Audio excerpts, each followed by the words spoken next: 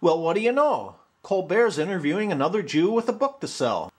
But this one actually thinks he's going to save the Republican Party. David Frum!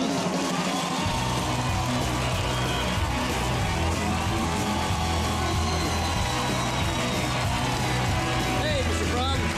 Thank you so much for joining us. Thank you. All right, now you've got a new book here. It's called Comeback, Conservatism That Can Win Again, okay? I'll bite.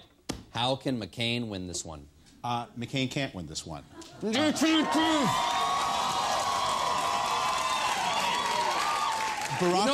Obama could still lose it, but McCain can't win Exactly. But don't throw in the towel. Don't say McCain can't win. We could find out anything about Obama. We know he could have an undocumented cannibal babysitter. Look, politics starts with reality. McCain can't... Not the politics of the last 8 years, my friend. Not so. Not so. The last 8 years are the ultimate proof that reality is always there, and it comes back to you. And that we have had a politics in the Republican Party that has been cocooned from it, that has been insulated from it. Look, I know we have your vote. But you absolutely, but I don't think we have your vote. You sound like somebody who's already thrown in the towel. Like, I mean, with friends like yours, the conservatives don't need enemies. No.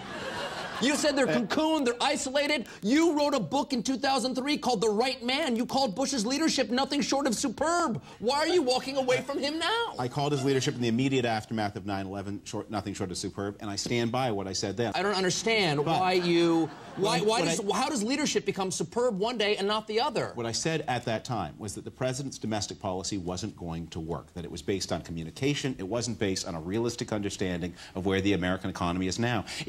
I started work on this book the day after the 2004 election, which I thought was a near-death experience. We are losing... Excuse me, what? Was it what? It was a near-death experience for the Republican Party. But they won. They won. George Bush was Weren't you happy that he won, though? I was happy that he won. You were happy that yes, he won, but he's the same guy then that he was now. He won. There's no difference between George Bush in 2004 and 2008. That's why I still love him.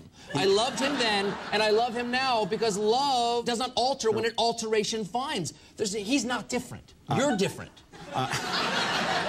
The circumstances are different. That's the most important thing. We're still at war. But in 2004... Are we still at war? We are still at war in Iraq and Afghanistan. Okay, so we're still at war. Yes. Okay, and America still exists. What are the circumstances that are different, David? What is different is we've had 7 years of economic stagnation for people in the middle of the income distribution. Right, because the Democrats have had control of Congress the last 2 years. That's the Democrats in Congress' fault. That hasn't helped. That hasn't helped. But there are some big economic realities, and Republicans have been offering again and again the answers of the late 1970s. Tax cuts. We had great answers. Tax cuts. Tax cuts. Can we tax cut our way out of our present problem?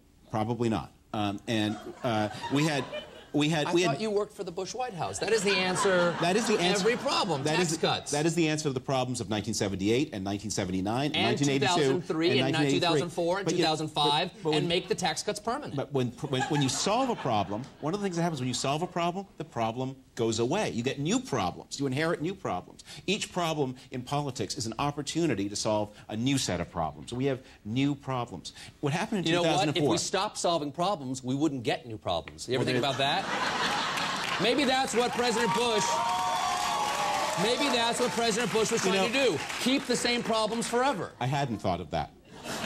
Maybe you should start. But what is your idea for a comeback for conservatives? Because I don't think we've gone anywhere yet, but go ahead. Okay, we have... Ronald Reagan in 1984 won the votes of first-time voters by 21 points. The elder Bush won first-time voters by a big margin again in 1988. We haven't won them since. We have to have an economic policy that focuses on the needs of middle-class people who have really been squeezed since 2001. Their incomes have been flat.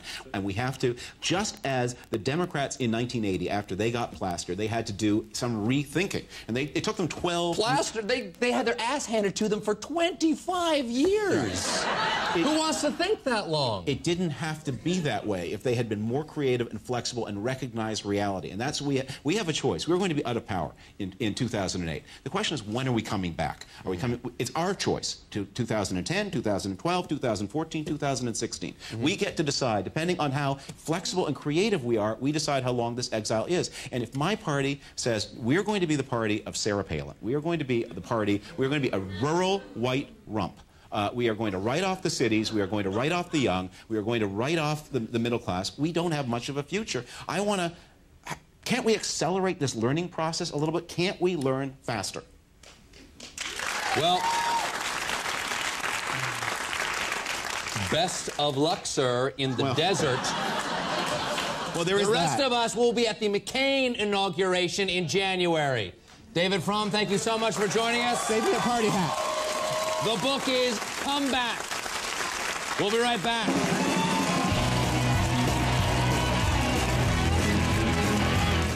What a joke. Does he really think the Republicans are going to diss the conservative Christians? That's all they got.